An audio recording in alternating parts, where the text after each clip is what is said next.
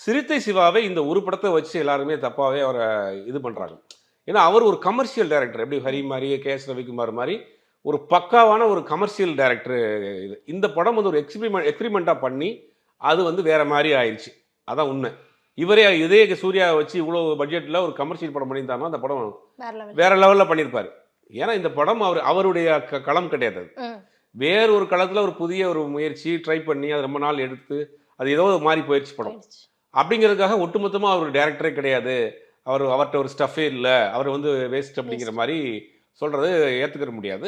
அஜித் அவருக்கு தெரியும், அவருடைய பொட்டன்ஷியல் என்னங்கிறது அஜித் தெரியும். நம்மளை வச்சு அவர் எப்படி வேலை வாங்குவாருன்னு தெரியும். அவர் மேலே ஒரு நம்பிக்கை இருக்குது. எல்லாத்துக்குள்ள அவர் நல்ல ஒரு நண்பர் அப்படிங்கிறனால அவ்வளோ சீக்கிரம் வந்து அஜித் வந்து அவரை விட்டு கொடுக்க மாட்டார். பல வெற்றி தோல்வியில் அஜித்தே பார்த்தவர். பல ஆப்ரேஷனுக்காக வந்து படுத்திருக்கப்ப அவருக்கு கொடுக்கப்பட்ட அட்வான்ஸ்லாம் திருப்பி வாங்கப்பட்டவர். அப்போ தோல்வியினுடைய வழி என்னங்கிறது அஜித்துக்கு தெரியும். கூட இருக்க நண்பர்களுக்கு அந்த மாதிரி கண்டிப்பாக சொல்ல மாட்டார். ஆனால் அஜித்துடைய டயலாக் தான், நம்ம கூட இருக்கவங்களை பார்த்துட்டா நம்மள ஆண்டவன் பார்த்துக்கிறோம் அப்படிங்கிற மாதிரி. கண்டிப்பாக சிறுத்தை சிவா, சன் பிக்சர்ஸ், அஜித்தினுடைய படம் கண்டிப்பாக தொடங்குது. அது ஏப்ரல் ஆர் மேல அந்த பார்த்தீங்கன்னா அட்வர்டைஸ்மெண்ட் அனௌன்ஸ்மெண்ட் வரும்.